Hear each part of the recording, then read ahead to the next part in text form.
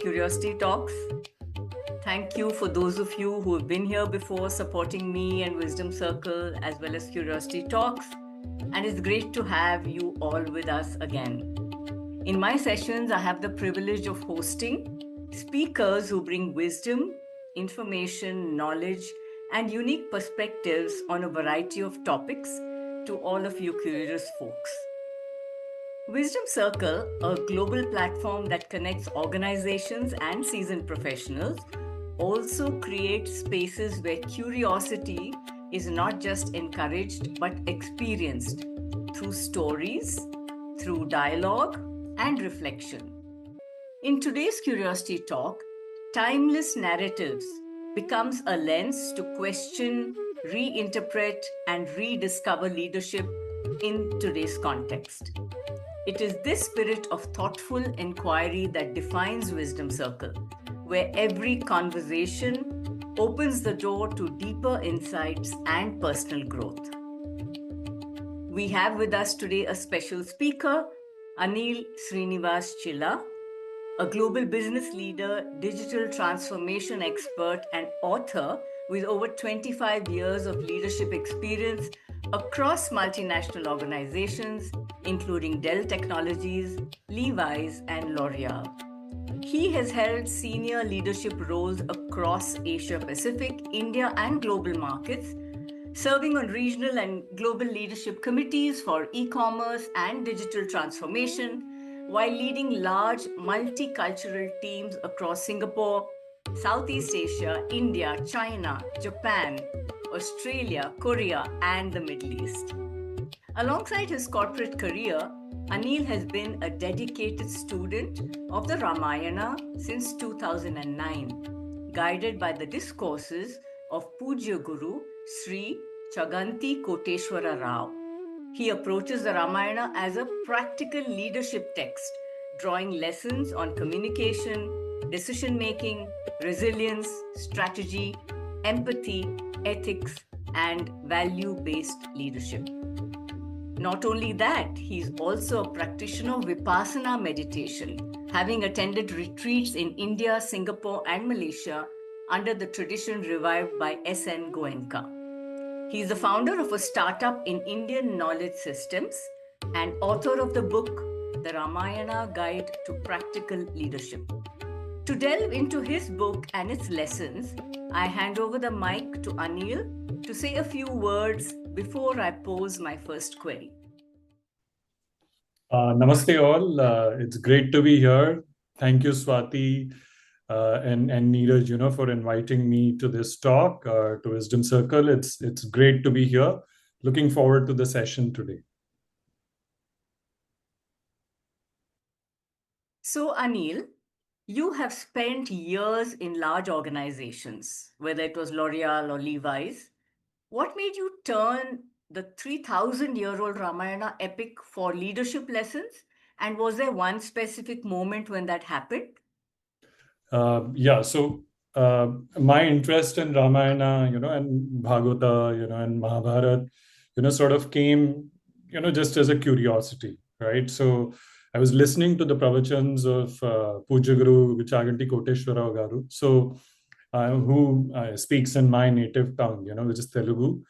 And his pravachans are always, thought-provoking. While he speaks from the perspective of bhakti, he always talks about the practicality, right? There's no point in listening to these texts unless we incorporate, in our practical day-to-day lives, right? So that got me thinking over a period of time, right? Number one. Number two was, as I heard, the pravachans of Valmiki Ramayana, and when we went through the different situations, a lot of that appeared like these are related to the life, the modern life, the decisions that we face, the challenges that we face today, right? So that's where that thought came that, okay, so there is something, that we can glean, that we can understand from our itihas, from our epics, which could be applied to the modern day, right? And that's where, the spark kind of started for me to understand Ramayana and take, from a leadership perspective. And often, Anil, the Ramayana is encountered as a religious or a cultural text. But when did you first see it as a leadership case study? Yeah, so it's very interesting. It came over a period of time, right? So there were two drivers, right? The first is obviously I mean I heard Ramayana, from the lens of bhakti, right? Which we all start with. We're all familiar with Ramayana. We've all heard the stories. There, I mean, whether it's Hanuman, Sita, Ram, Lakshman, Bharat, etc. Right? So we've been exposed to it. Like I was, from my grandmother, Nani, and Amar Chitra Katha and the Raman and Sagar famous, TV series, etc., etc. Right? But the moment it kind of, sort of transformed itself from just being a nice set of stories to a leadership text was when I started, listening to Valmiki Ramayana and going into it. And what I realized is that a lot of the decision making process is also explained, right, in the Valmiki Ramayana, which we typically don't get to hear because we hear only the sort of the second hand, interpretations of it, right? But when we go deep into the text, there are two things that happen, right? First is we understand, Ramayana from the lens of its personalities and the decisions that the personalities are making, the logic, the frameworks that they're using to make those decisions are very, very clear, right? So that helps us understand. The second was much more, sort of, I'll say, related to my profession. So I've been an MBA student. I've been a leader. So I've been interested in leadership theory, and there was a it was once I started listening to Valmiki Ramayana, there was a thorn, that was there in my mind, which was that how come I only get to see Western case studies, right, in business and leadership? Why don't we get to see, the leadership case studies from our wisdom, especially when there is a lot of depth, right, and especially in texts like Ramayana and Mahabharata. So that's where the kind of journey for me started, that okay, so there is something that we can draw in terms of value, which is not just like, okay, Ram was a dharmatma, he only spoke the truth. Well, that is good but not useful, right, in the current day. What is useful is how did Ram make a decision? What was his North Star? What was the framework that he used to make those decisions? How did they speak? What logic did they use, to explain their decisions? Were they always very stoic, or did they face moments of weakness? And when we go into Valmiki Ramayana, we actually see that, right? And that's where the spark came, that okay, so there is something that we can draw from this and connect to our modern day life, right? So, and hence the sort of the book, and then the discovery of that. So, would you like to take us through the slides that you have for us, Anil, today? Sure, sure.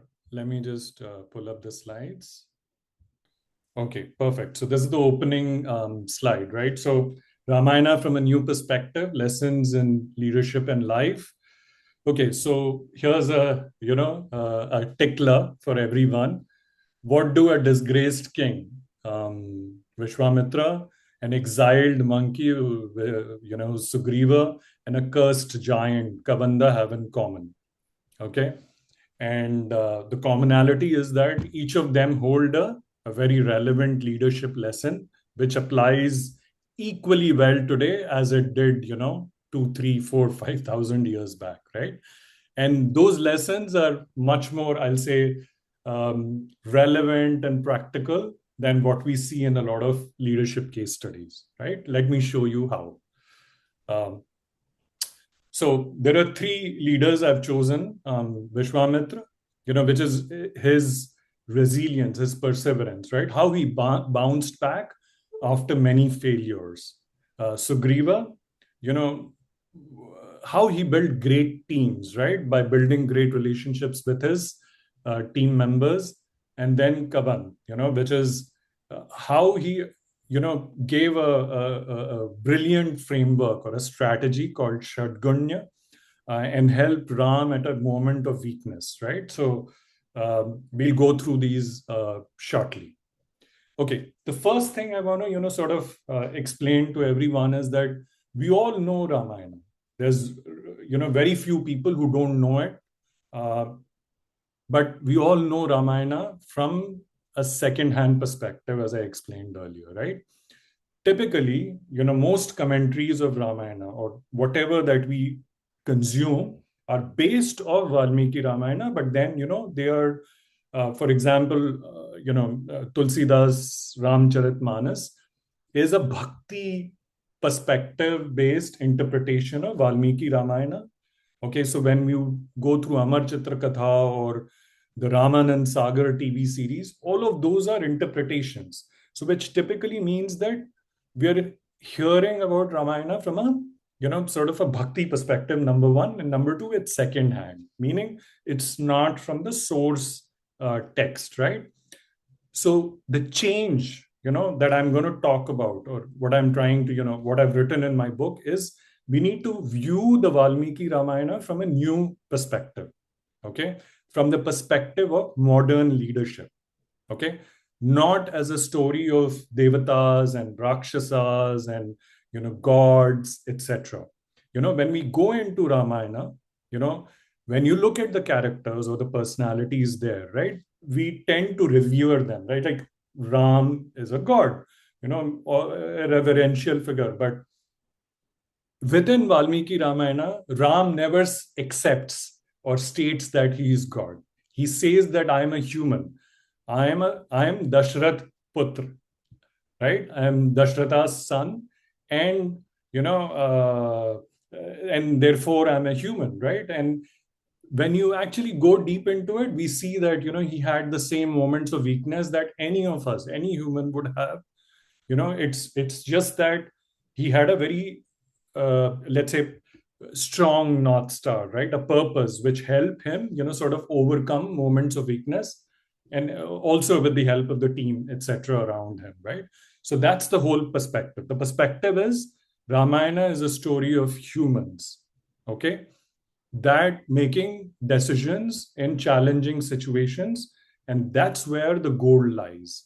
That's where the gold nuggets of wisdom lie, and that's what we need to, sort of unearth and understand and practice in our, sort of modern lives, right? Okay, the first case study, Vishwamitra.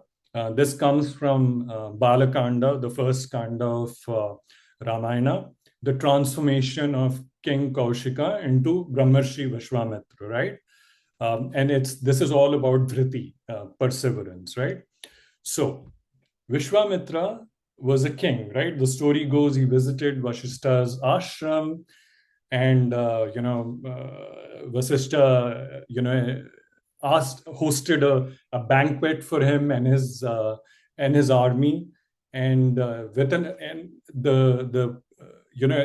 magically, or with the help of Shabala, a daughter of Kamadhenu, he's the cow, the divine cow. He's able to sort of create everything that is required for this army.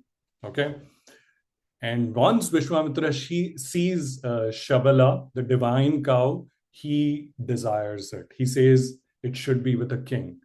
And then Vasishta obviously says no, but then he tries to force, and it doesn't work. So he enters into a battle and he loses. He gets humiliated, right?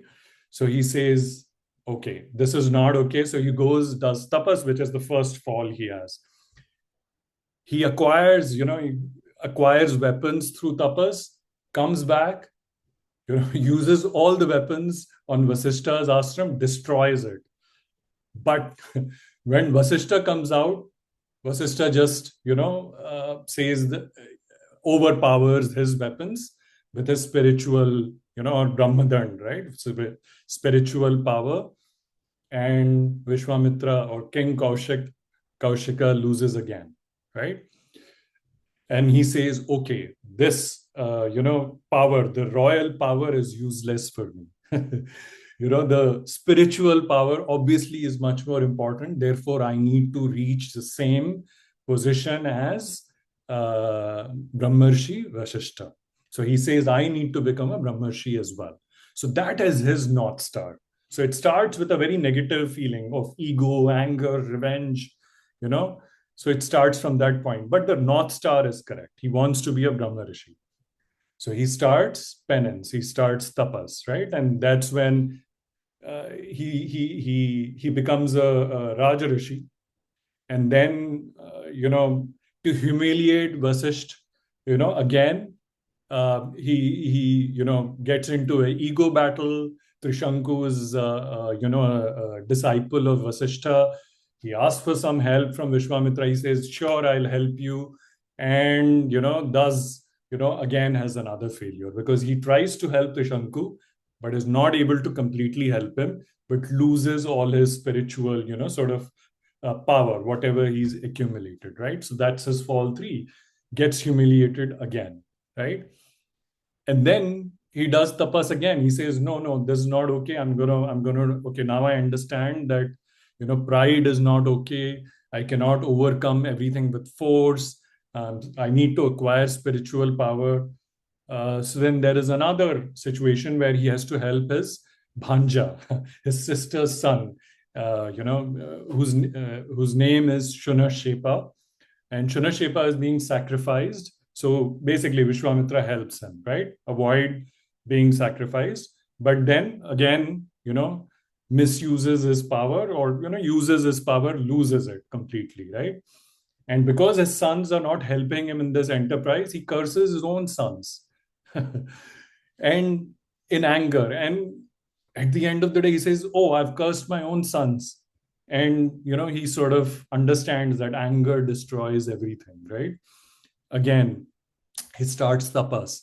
And Indra and the Devatas see Vishwamitra and tapas, they send Menaka.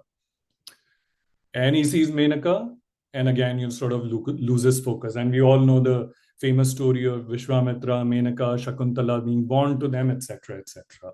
So he loses 10 years. And then he suddenly realizes, okay, I've lost 10 years. Let me start again. Let me do tapas again. And then he sees, again, he's deep in tapas. And then again, Indra and Devatas and Ramba. Again, he momentarily loses his balance. He gets angry. He has desire for Ramba, but then he controls himself. So that's a learning. That's a change from before, right? And he controls himself, but he realizes that he's already lost his balance. So he says, okay, this is not okay. So he goes and does tapas again, right? Which I'll show in my next. So he had 6 falls, big failures for a king who was probably one of the most powerful kings of his time, right? But he fails, gets humiliated badly. But then what does he do? After every fall, he says, this is what I've learned and I'm going to rise.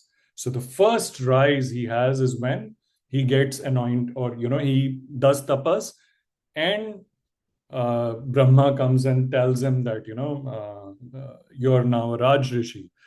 So he's obviously not happy with that. He says, no, I need to be a Brahma Rishi. What do I need to do? So Brahma tells him, you've still not reached that position. Okay. And of perfect equanimity, control over your senses, control over your anger, your ego, your hunger, etc. So again, he does tapas. Then he gets the next promotion as a Maharshi. Again, he's disappointed. But then he realizes through the entire set of failures and these, sort of achievements that I think there is something missing. And then finally, what he does is he says that, okay, I need to conquer my own mind, my own self. So he goes and does rigorous tapas, conquers hunger, pain, fatigue, gains mastery over all his senses. And that's how, sort of he becomes, and Brahma, Lord Brahma comes and tells, okay, now you have achieved what you wanted because you've gained mastery over yourself. So Vishwamitra only asks him one thing. Can you please call Brahmarshi Vasisht and ask him to call me Brahmarshi? And Vasisht comes and calls him Brahmarishi Vishwamitra. And then they embrace, and that's it. So while his, sort of North Star or his purpose started as a matter of revenge, of anger, of ego, but his purpose was the right one. After every failure, he sort of came back, learned from it, and it was an iterative process. And that's how, he started and reached the ultimate, goal of becoming a Brahmarshi. And at the end, he's forgotten all the anger and the revenge, that he had. And, Vasishta and Vishwamitra become, I'll say, they become cordial, right? So the lesson or the takeaway here is that, dhriti is, or perseverance is not about not falling. Okay. But it's really about that every time I have a fall, I'm going to rise. Okay. So the lesson that we have from Vishwamitra was that he had a clear purpose, irrespective of failures or whatever, he had a clear North Star, right? And every time he failed, he said, okay, this is what I've learned from my failure and I'm not going to repeat it. So he bounced back higher, right? Eventually, I mean, think about it. He's the composer or the drashta of Gayatri Mantra, one of the most holy mantras in, our in Sanatan Dharma, right? And he becomes the guru of Ram, right? So he's the person who transforms Ram from a a novice, from a a prince, a pampered prince to actually a diamond, right? The very pinnacle, the top or the Mount Everest of his purpose, right? So anybody can do that. The point is, you just have to, persevere, right? So always rise from whatever number of failures that we have. So the lesson for all of us, right, is that at any point in transition, clarity of purpose is the critical part. What is the purpose and why are we doing that, right? That becomes super critical. The second is whether it's a skill or a project or a challenge or a transition. What matters is the progress, not the pace. Typically, all of us get frustrated with the pace. Oh, why am I not doing it faster? But really, the point is about, are we moving? Are we progressing? Are we moving in the right direction? That's the most important thing, right? So, I mean, all this is theory, all good, but I've personally experienced it myself, right? I'm a first time author. I've never written, I mean, anything more important, anything bigger than an email, right? For most of my career. And they were painful. Long emails were painful. Most of my emails were yes, okay, agree, disagree, whatever, right? But writing a book was a challenge for me. So the way I did it is simple. I did it over a period of 18 months. I I couldn't write anything for the first 8 months. I barely wrote like, 10,000 words, right? Like 4 chapters and not working. So then I realized I have to learn, I have to do something different. Then I said, okay, I come what may, I need to have a daily target. So I put a daily target of 500 words, started writing, and so on and so forth, right? So another 8 months later, I had written 75,000 words, and here's the book, right? So, of course, it took me another 6 months after that with the edits and so on and so forth to get it out. But the point is, uh, everything is about small steps. Are we moving in the right direction? The other example is I recently, I turned 50. So a bunch of friends and I, decided that we have to do something different. So we said, okay, let's climb Mount Kilimanjaro.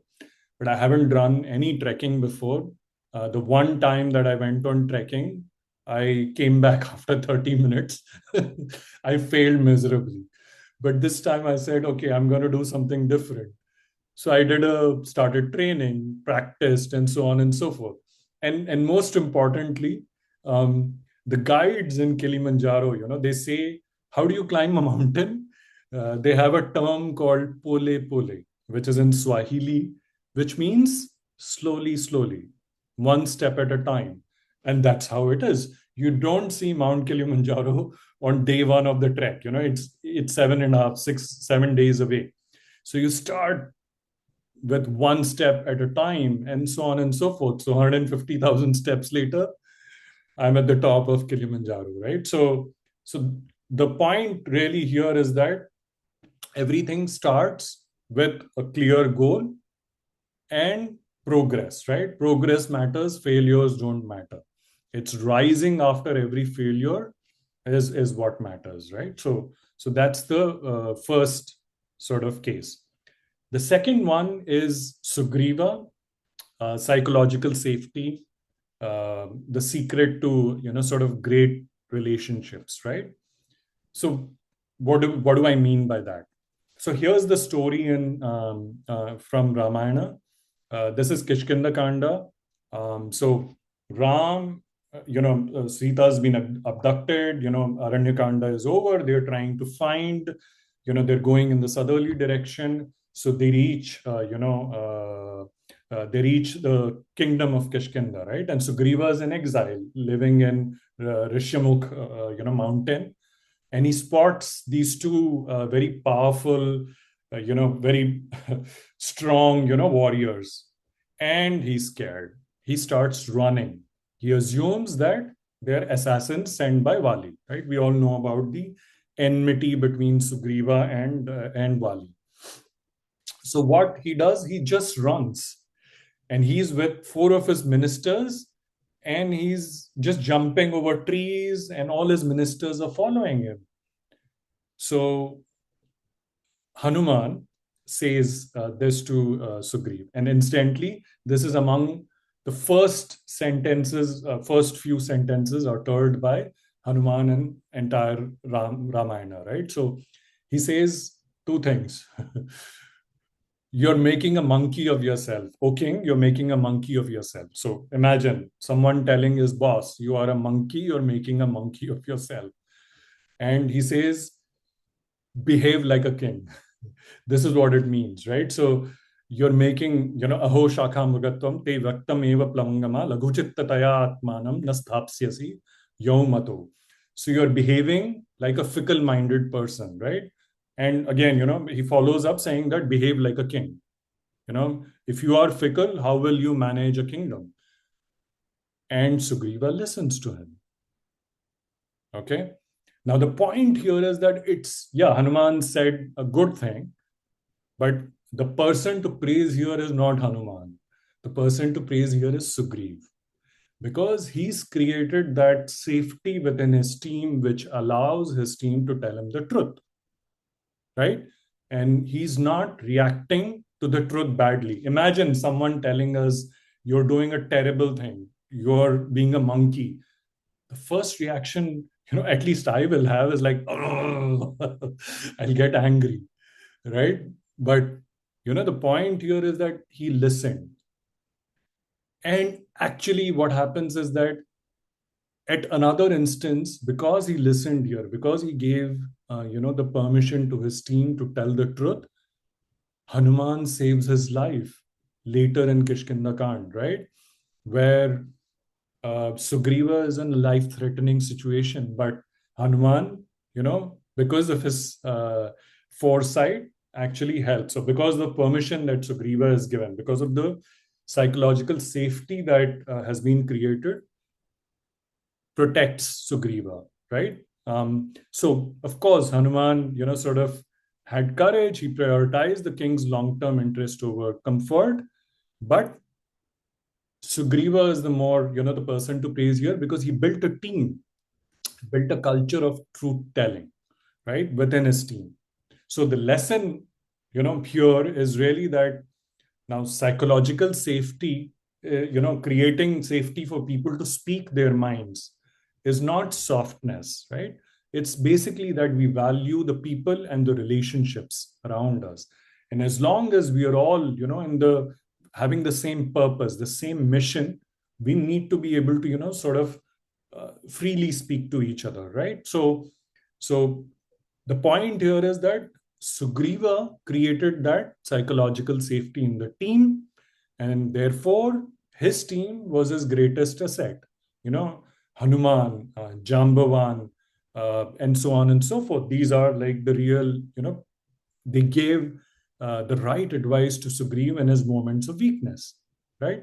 And truth telling is typically a two-way contract. It's not just that we give feedback to others, but it's also about being open to receive feedback from others, right?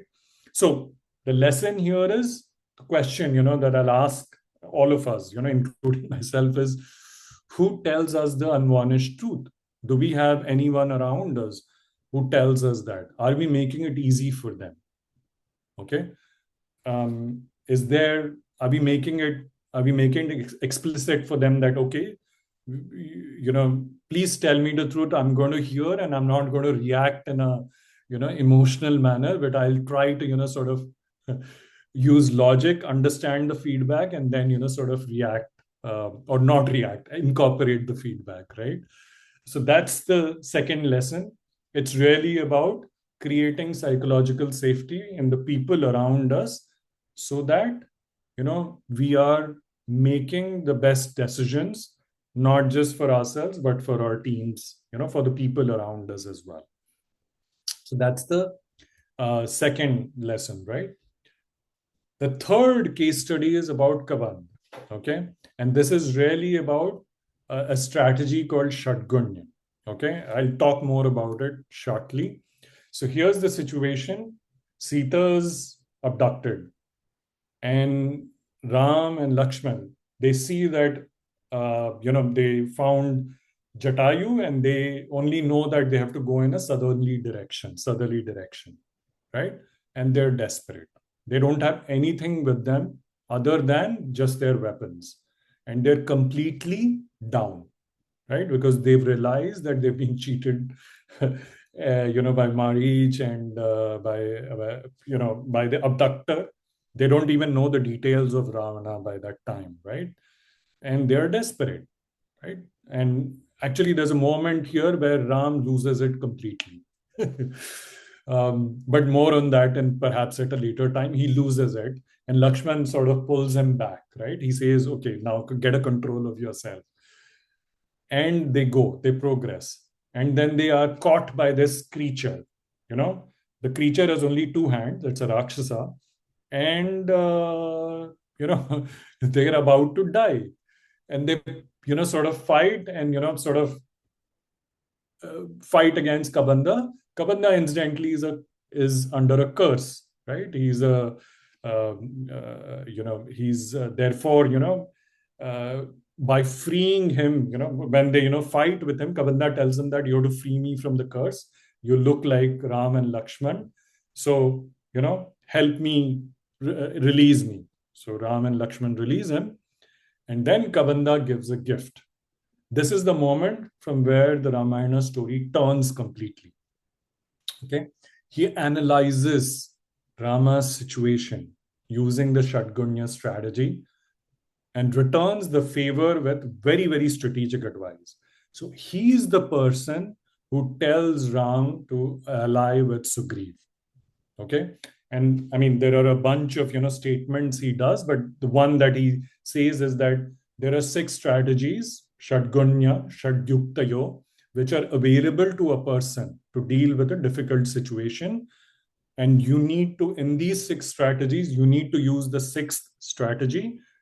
And this is the person that you need to go and speak with and ally with. And that person will help you find, Sita. So he actually gives a very specific recommendation, much like a management consultant of today, right? And what is that strategy? So this 6 strategies they're called Sandhi, Vigraha, Yana, Asana, Dvaidi Bhava, Samashraya. So Sandhi is basically what we all understand, alliance and peace, find common ground. Vigraha is where you have a battle, compete, Yana is where we're not competing, but we are sort of preparing for competition in the future. We're building and expanding, becoming stronger, growing our capability, etc. The fourth one is asana, which is not it's not doing nothing. It's basically strategic patience, right? We're waiting. We're waiting for the right moment to take action. Because the current situation or the current context is not favorable. And then Dvaiti Bhava basically is a dual approach. It also means strategic ambiguity. It could mean cooperation, which means competition and cooperation together. And then the last one is Samashraya. Samashraya is taking shelter under a stronger ally. So Samashraya is what Kabanda tells Rama to do. He says you have to go and seek shelter under Sugriv. Rama is the crown prince of Kosala kingdom, but he has nothing at this point. Could have been or was a successor, to the powerful Kosala kingdom, but at this moment he has nothing. So he has to go and seek protection under Sugriva, right? And basically say, help me, right? Imagine, for a prince or whatever of that time, a king, a would-be king, go and say, okay, I've come to you for protection, right? So that's what Kabanda advises Ram, right? Now, and see what happens after that. That is the key moment from where Ramayana turns, right? The story turns. Now, but that is theory. How do we apply it to the business world of today, right? So when you look at Shadgunya in action today, right, you just have to look at the business world, right?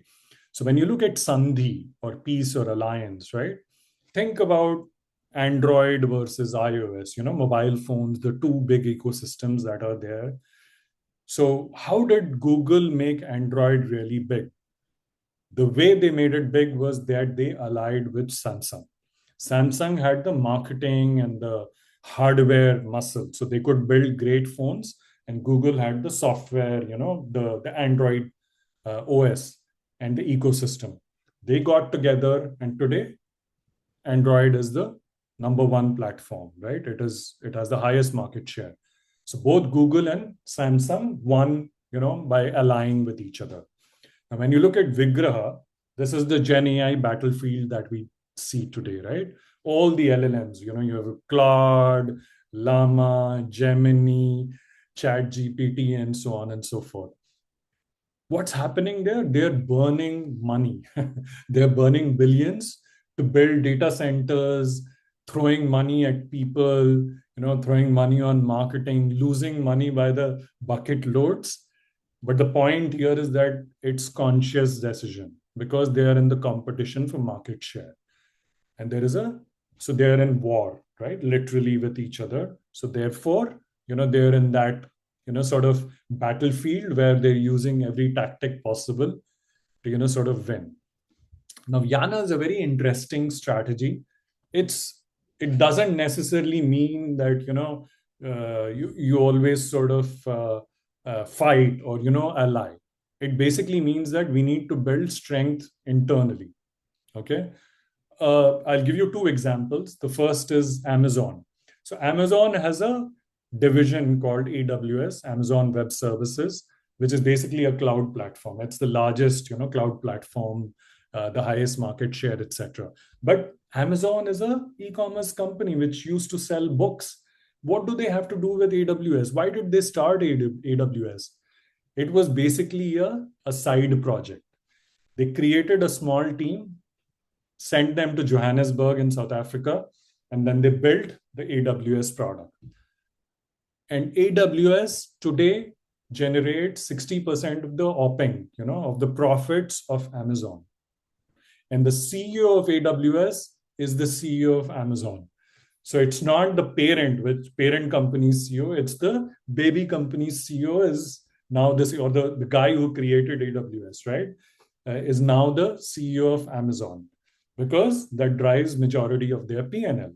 The second example here is of what we did when we were faced with what India did, right? When it was in the tariff battle with US. What did India do? They freed up the GST tax ecosystem, right? They reduced the GST rates, rationalized it, etc., right? Why? Because you're making your economy stronger so that we can India can face the sort of the onslaught of tariffs, right? So that's also an example of Yana. The fourth one is asana. Asana is is an example of strategic patience or being neutral. So Oracle is a prime example. Now Oracle is a database company. It's now known as it was known as a legacy database company. It was losing share, not doing very well, etc. And it's not in the battle, right? Fighting against Meta, Google, OpenAI, Anthropic, etc. But what they were doing right is building compute, building data centers, the capacity from where all these AI models are run. And then they started getting deals. So they've signed a $400 billion deal with ChatGPT or OpenAI. And suddenly the market woke up saying, wow, Oracle is doing great stuff. And their valuation doubled, tripled, right, over a period of like 1 year. And Oracle suddenly now seen as an AI player from nothing. So what did Oracle do? Nothing. They just focused on their strengths and forgot about the competition. They didn't enter that battle and they just won. They're winning, in the AI space. They're back again. Not seen as a dead database company. Dvaidi Bhava. Now, not many people know that Apple and Google also have an alliance. Despite all the fight between Apple, iOS, and Android, they are they have a cooperation deal. Google pays Apple $20 billion every year, for the right to have the default search engine on in Google, right? So why? Because both of them are winning, through this. They fight in one market, in another market, they cooperate. So that's competition. A bit like what India and China do today, right? They're fighting on the border, but we are also, sort of cooperating, in this, sort of the tariff war. And then Samasha is basically, how companies acquire, startups, or startups, enter corporate accelerators, right? Now, here's an interesting, because Shadgunya is a very flexible framework. You can use it to make decisions related to business. You can also use it to make decisions related to diplomacy. Okay. Now, this is a case study of what's happening, currently, the US, Israel, and Iran conflict, right? So there's obviously a question, right? Okay, so what's India's stance? Well, India's stance is coming from sort of Shadgunya. When you analyze it, it's actually a masterclass in Vaidhi Bhava, right? So Indian diplomacy is not about picking sides. They say, how do I preserve all the relationships? How do I preserve options? Okay, so if you look at all the players here, right, and not just within the three players, but also an additional player like Russia. We are close to India's diplomats, prime minister, the current government, or the entire sort of partnership is close to all the four countries, right? So when you look at Israel, defense partnerships, technology, intelligence cooperation, US is about quad security, people to people ties, but then it's also being balanced by the BRICS. So you see multiple strategies in action here, right? With Russia, with Iran, all these players, India is on good terms, right? We all know of the famous story, right? Which the headline that we saw. India, two ships of India with LPG came through the, sort of the Hormuz, the Straits of Hormuz, right? And Iran allowed it free access, while it's not allowing the access for anyone else, right? Of course, a little bit of China, but then, we have something going in terms of the relationship, right? Because we are on good terms with all the warring parties, right? So this is exactly, so we are using multiple strategies to ally or to align and partner with the players here, right? I'll I also have another, sort of case study, the Russia-Ukraine conflict and how India is playing a role there. But I won't cover that in the interest of time. I'll just go to the end here. So, in a nutshell, if we were to, sort of summarize what we learned today. So, from the Vishwamitra case study, uh, it's really about dhriti. Progress matters, right? Having the right North Star and progressing in that direction. The pace doesn't matter, the number of times we fall doesn't matter. The second is Sugriva's psychological safety. It's really about the circle that we are creating, right? Now, whether we have a title in a job, whether we are in a circle of friends, the important thing is, do we have people who can tell us the unvarnished truth? The third is Shadgunya. Shadgunya is a very interesting way to, sort of analyze what's happening in the world and also actually take action, take personal, take a challenge and, apply it to, our own lives as well, our own careers as well, right? So 6 strategies to use. I mean, usually what works is using a combination of strategies, right? Like what we've seen with India, India using in the sort of the current conflict that's happening between Israel, US, and Iran. So it's about using the combination and using a asymmetric response, right? So yeah, so that's what I had in terms of sharing today. So the last point I want to, sort of leave you all with is that we've all heard stories from Ramayana. But the important thing here is for us to understand that, it's not just nice stories. There is a lot of gold, a lot of wisdom that we can draw from Ramayana, right? Which apply to the life, to the modern life. We can use it practically, sort of to make ourselves, more purposeful, more happier, and make better decisions, better people, better humans, and better professionals. Right. So that's what my uh, book is about. And that's what, through my book, I'm hoping, right, that we look at Ramayana from a different perspective. Study it, the Valmiki Ramayana especially, and study it from the perspective of practicality. So, yeah, so thank you for your time. And yeah, I'll hand it over to Swati for Q&A. Yeah, thanks. Thanks so much, Anil. I have one question which is specifically for this audience, right? Um, you uniquely have chosen Vishwamitra, Sugriva, and Kabanda, not Rama, not Hanuman, not Sita. Why is that?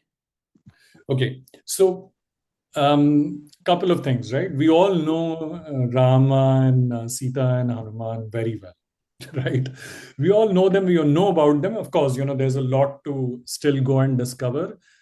The Ramayana is such a multi-layered, sort of epic, right? So I'll stop sharing so that it's such a multi-layered epic. There are many, many, many, people, uh, many personalities, many characters in Ramayana with a lot of lessons, right? Even, people like Marich, people like Kumbhakarna, of course, Vibhishana, even Tara, who's the wife of Vali and later of Sugriva, have lessons to share.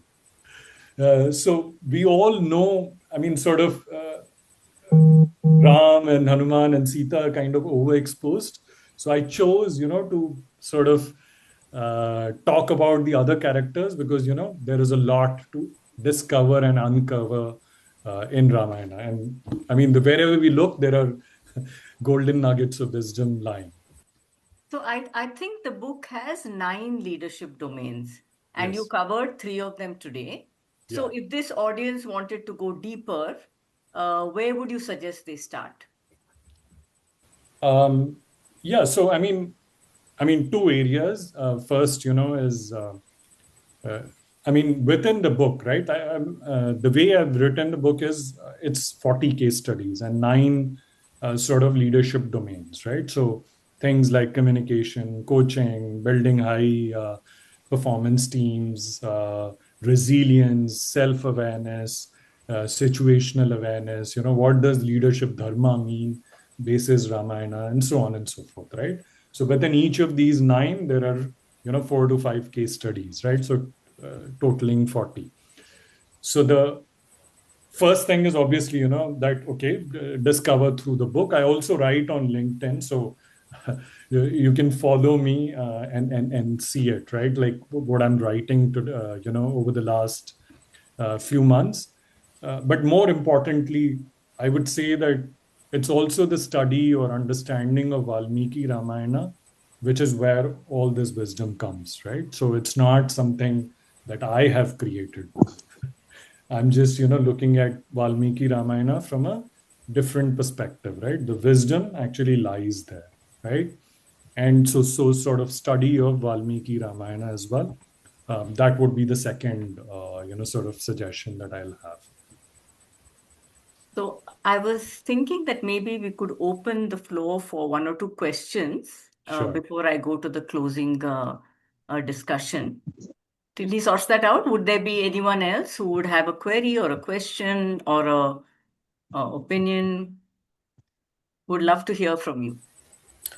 Yeah, this is Sanjeev, and thanks, Anil, for a very enlightening session on this Ramayana and the meaning that goes beyond the entire story. Of course, most of us have experience of reading Ramayana end to end with only with perspective of knowing the various events in the Ramayana, but Right. never had an opportunity to get into this details of this kind of details and explore that possibility.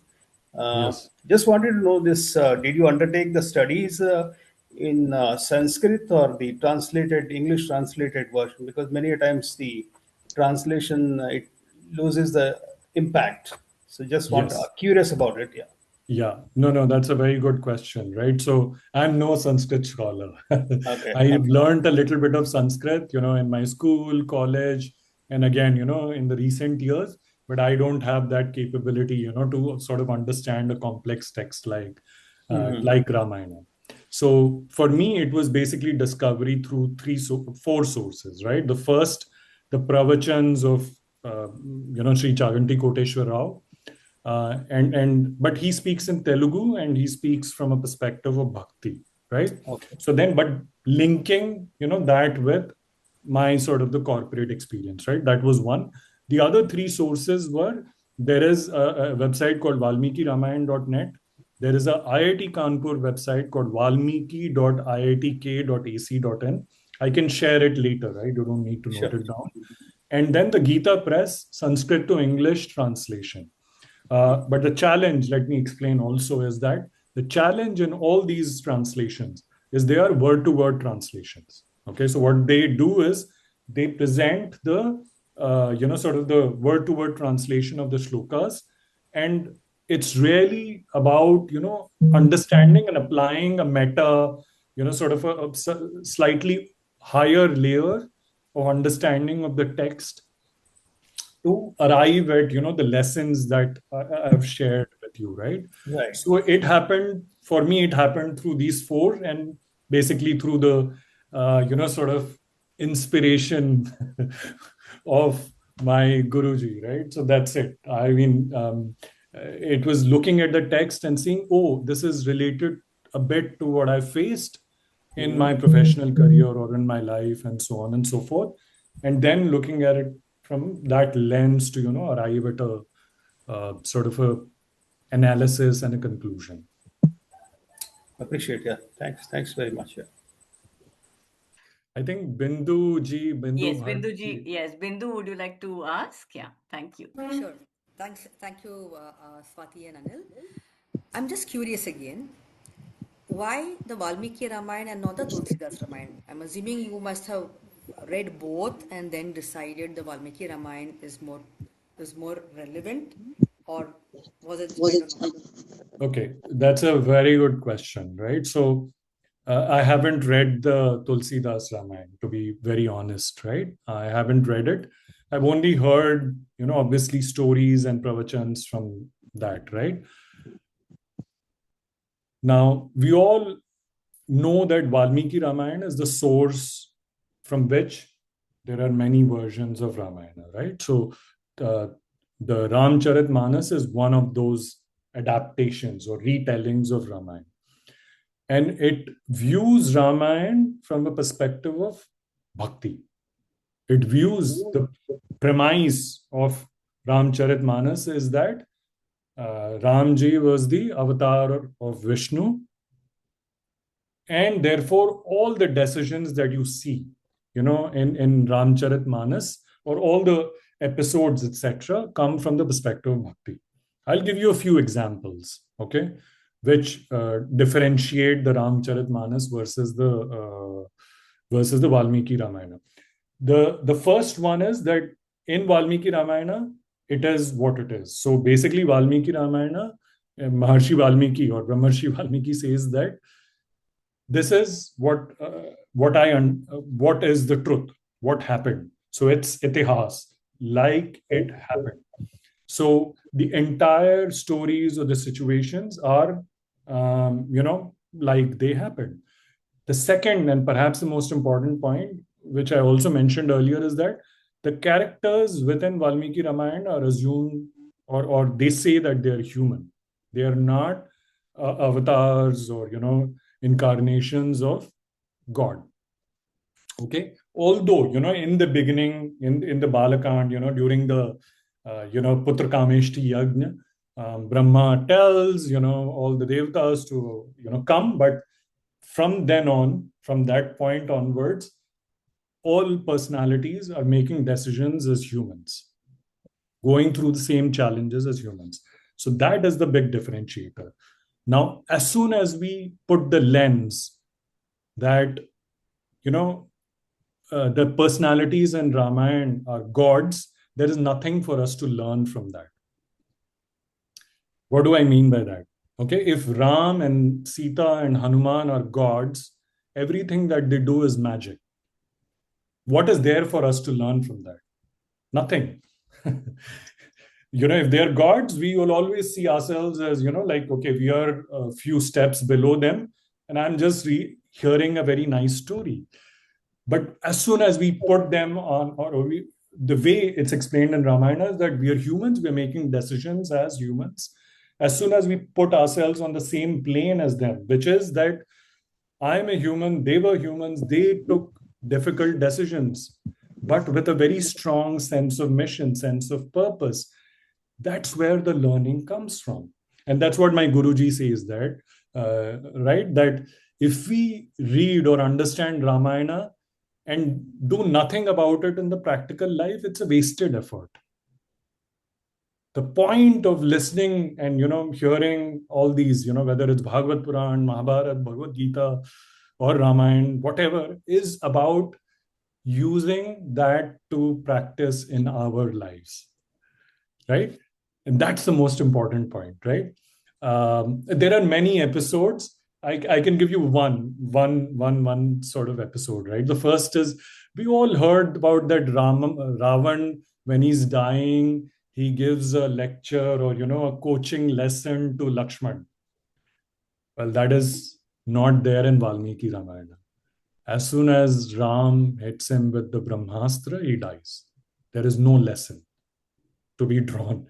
Ravan just dies. The only lesson is about the way Ravan lived his life, right? So there is no, there's been some popular, adaptation or, recently, right? Or where Ravan and Lakshman, etc. I'm sorry, that is not there in Valmiki Ramayana. So the lesson, therefore, is very different, right? To be drawn from Valmiki Ramayana. There are many such, sort of, I'll say, discrepancies. I'll say one more thing and I'll pause. There are 300 and more adaptations of Ramayana, retellings of Ramayana. So I live in Singapore, And when you go to Indonesia, Bali, you see an adaptation of Ramayana. There, Ramayana ends when Hanuman goes to Lanka. He flies, takes Sita, and brings her back to Ram, and Ramayana ends. And then there is a similar adaptation in Philippines. There is similar adaptation in Malaysia, Thailand. So there are many adaptations. But if we want to understand the source, then we go to Valmiki Ramayana. Okay, firstly, Swatiji, very heartfelt thanks to you for picking up right people and getting them to speak to us. I think that was a great wisdom, shared with us. Thank you, Anilji. It was absolutely outstanding what you had projected up. And more so, I resonate very closely to it because I'm also very passionate about this side of it. I'm also doing my PhD on similar subjects, and mine is more of Gita.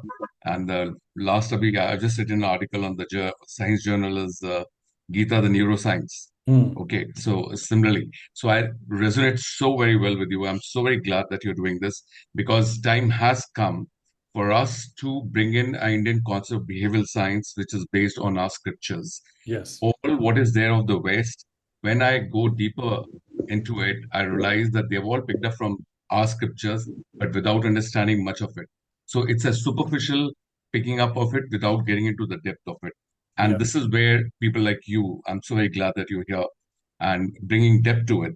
And you are the people who are going to get the Indian concept of behavioral science, which will be taught all over the world. So very great. Thank you very much. Thank you, Anilji, and thank you, Swatiji, both of you. Thank you. Thank you, Rajesh ji, for your warm words.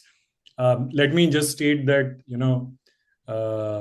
my role is of the squirrel, the proverbial. The squirrel story is not there in Valmiki Ramayana, but I'm being a squirrel. I'm carrying my little pebble, but this is actually an effort of the whole community, of the whole village, of the whole set of people, right? I'm carrying my little stone, but we're all in the process of building the bridge, right?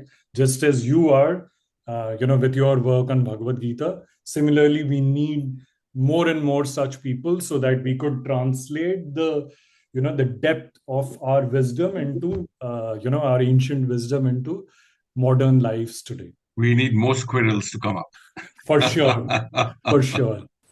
This audience, Anil, has achieved a great deal. So, in closing, if you want to tell the people here, many of whom are at crossroads between what they built and what comes next, what do you want them to leave with from this session? I mean, only one thing, right? So, look at Ramayana from a modern perspective. How can we take the lessons in Ramayana and practice them today? Okay, and this doesn't just mean that because Ram was a dharmatma, I'm going to follow Ram. Of course, we are going to, but more importantly, how did he take the decisions? How did he what was his North Star, right? How can we find our own North Star and follow our purpose, our mission? And like Vishwamitra, how do we progress? Despite, we may have many failures. It doesn't matter. But how do you progress towards the North Star, right? That would be sort of the only lesson I would have, right, from here. Thank you, Anil. Thank you so much for this. I can only call it mesmerizing session. I think all of us, our eyes are probably wide open to look into the future with what we can do to carry that little stone like a squirrel. And going forward, I will share the recording. I will share details about Anil's book, where it's available if you are interested. And all that I will share with you by next week. Thank you all for being here. It's always wonderful to have all of you here at Curiosity Talks, and I look forward to seeing you again. Thank you. Thank you so much. Bye-bye.